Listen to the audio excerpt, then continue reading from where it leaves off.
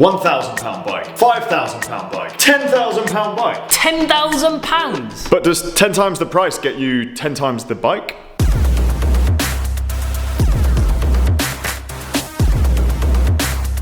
Today we're looking at the £1,000 Scott Speedster 50. It's had a few small upgrades to bring it from $899 to around £1,000, and we bought this one at trade price from Scott. The £5,000 Scott Addict RC rim brake. The SRAM group set on it is mine. All of the rest of the parts on it were supplied by sponsors. Last up, this is the £10,000 Scott Foil Ultimate. I'm very lucky to have been given this bike as part of a personal sponsorship deal. You're telling me someone gave you a £10,000 bike? Jesus. Start with the thing that everybody is going to want to know.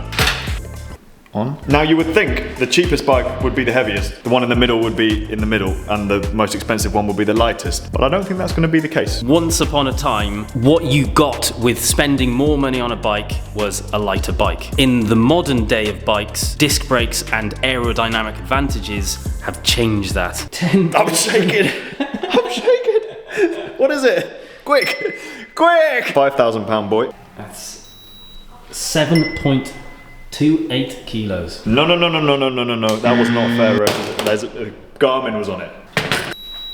7.17.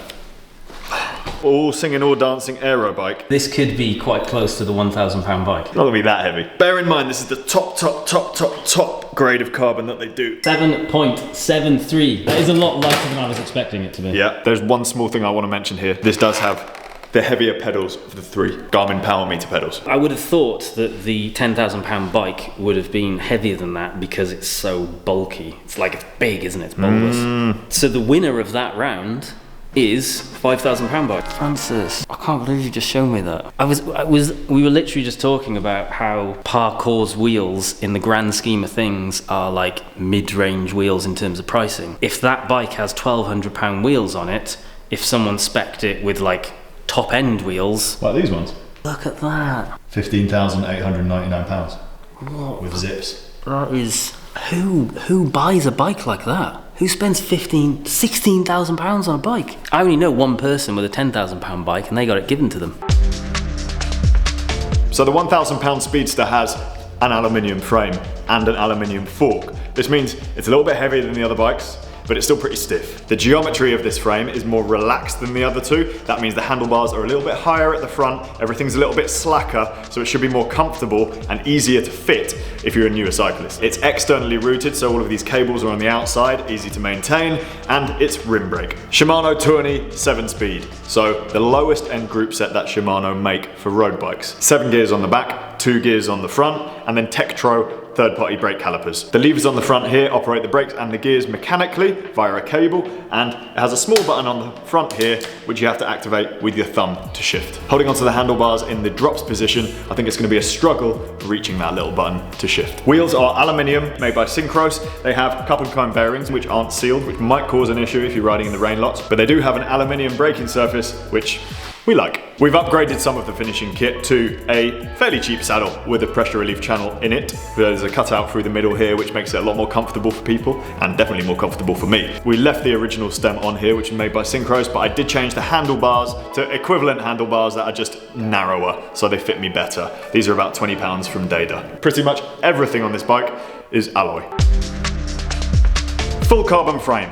Carbon fork, super light, semi-internal routing, so the cables come out of the handlebars and then go into the frame, and then they're concealed all the way down to the components. This one is blue and has a much more aggressive geometry, so a much more aggressive riding position with the handlebars lower than the £1,000 bike. Group set is SRAM Force, electronic and wireless. Pretty fancy. Wheels are from our friends at Parcours, carbon, super light, a lot lighter than the ones on the other bike, and can be set up tubeless, which we haven't done because we wanted a constant across all 3 bikes, same tyres with normal inner tubes. Finishing kit on this one is a bit of a mishmash. I've got a nice Pro carbon seat post. I have a very nice Reform saddle, which we're testing out at the moment. I have Dada RHM01 bars, which are only £20, and then a really cheap Scott stem. So there's quite a variety of parts there. Carbon at the back, alloy at the front. Mullet finishing kit. It's a fancy grade of carbon fiber, like T1000 or something. Or is it a Terminator? It's fancy, that's basically what we're getting at. So it costs more, the layout's supposed to be better. It should, on paper, be lighter and stiffer than the carbon used on that bike. Obviously, there is more carbon though, so it's made into an aerodynamic shape, which should be faster when you're riding at 15, 20 mile an hour. You'll be getting more benefits the faster that you're riding. It has a carbon aero fork and it has a carbon aero seat post with a light in it.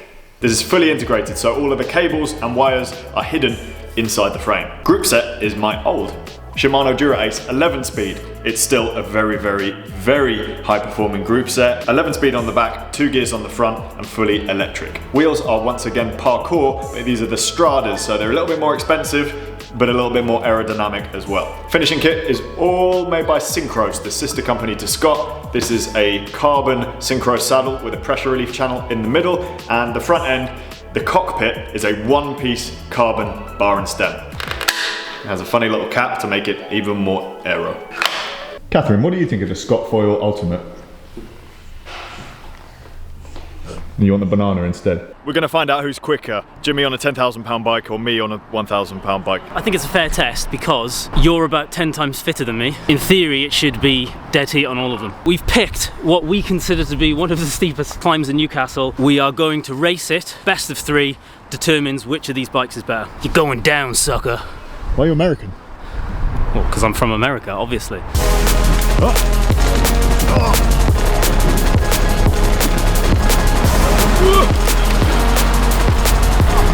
I can't change gear! Ow! Ow! Oh, couldn't change gear. I couldn't change gear, it just slipped. I'm not even out of breath. I am. What the hell? I think that's the first time Jimmy's ever beaten me in a race.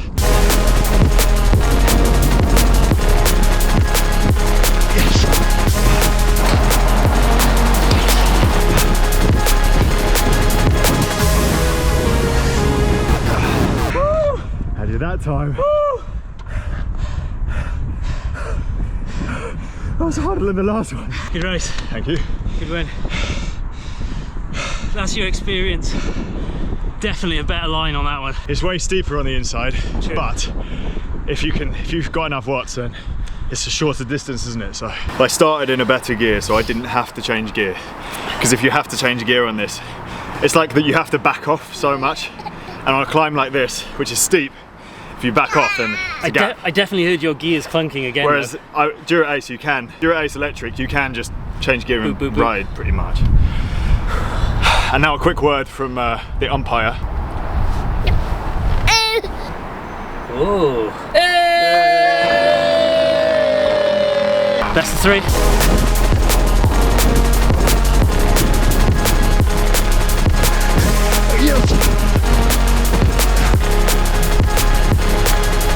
Oh, convincingly.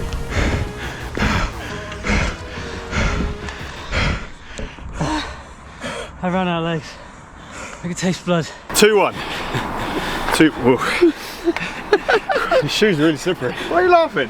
I could have hurt myself. 1,000 pound bike is good. 1,000 pound bike, I think you could use for any event without any problems, as long as you're not racing at a high level. Like 4th Cat race, absolutely fine. Sportive, absolutely fine. Mont Ventoux, you know, like something like the Attacus. On that 3rd run, there was definitely crunches coming from this bike. Was that just changing gear under load, or was it skipping and doing things? It's just changing gear under load. The indexing is fine, but because the jumps between the cassette are so big, because it's 7 speed, it's a lot to ask from it, and it ends up churning. So, but it's still staying where it should be. Yeah, and feels fine. Yeah, amazing. Yeah. It's not having trouble indexing. It's absolutely fine. It's clearly a very good bike. Everything works well on it. It's surprisingly light and agile for an aero bike, considering we're only riding uphill. Yeah. You know, there's the idea that a bike like this would perhaps be less or would be worse on climbing, but it rides really well. Like, everything works very well on it, as you would hope and expect from a 10,000 pound bike. Is it 10 times better than this bike? I think what this goes to show, having ridden these bikes not just up that climb but over the last few weeks, the 1,000 pound bike is extremely good and would get most people around the event that they want to do. I definitely agree with that. Especially with a few small tweaks. You could upgrade the group set for not that much money, and then you'd have better ergonomics, it would feel nicer, you're flying. But you still don't need to do that. It's just if you had a bit of extra money and you wanted to make it a bit nicer, you could. If you changed nothing on it, you still got a great bike. I will say I still don't like the gear ratios though. That can be changed. So to explain to you guys, the £1,000 bike came with an 1128 cassette and a compact on the front.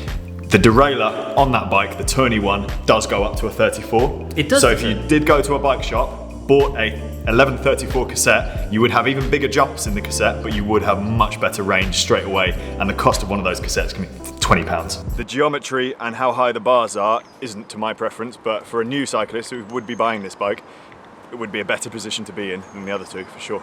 So, you know, it's built for purpose. If I put a negative stem on this, got it a little bit lower at the front, sorted out the shifters, I'd ride this as my daily bike. Diminishing returns is what I want to talk about next. Diminishing returns. There's a very, very big difference in how the £1,000 bike and the £5,000 bike feel to ride, and the performance between the two. It's night and day between this and the other bike. Not so much when you're cruising, but when you're accelerating, that's when you notice the big difference. It's like 3 kilos difference in weight, which you do notice. That £5,000 bike, I would happily race that in an elite road race, like a Premier Calendar, whatever. If it wasn't one by, which is my strange choice for riding home, and it looks cool, you would be able to race that in a professional bike race absolutely fine. Whereas the £1,000 bike, you would struggle. Is the £5,000 bike good for just a normal person going out on a weekend and smashing it around their local ride with their mates? In that case, it's just going to feel nicer. You probably get your KOM or whatever faster. The £5,000 bike is definitely going to feel nicer to ride and probably would be faster climbing. It has premium features and nicer feeling parts in every single category. Like, it's got carbon wheels, it has electric gears, it is stiff and light. You pick it up and it feels like a feather and you can show it off to your mates in the cafe. It improves on every single category compared to a £1,000 bike. But the difference between the £5,000 bike and the £10,000 bike, what are we talking?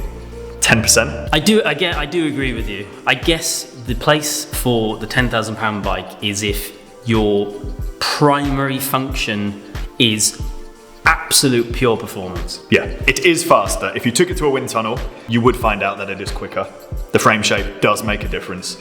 Is it noticeable when you're riding? Probably not, but is it noticeable in your times? If you were doing a timed event, yes. It's impossible to quantify because it's all aero gains with this, isn't it? In terms of how it feels to ride, it's not far off the blue one. But in terms of how fast it goes, it's been proven to be quicker. It's aero, it is faster. How does it compare to the entry-level bike?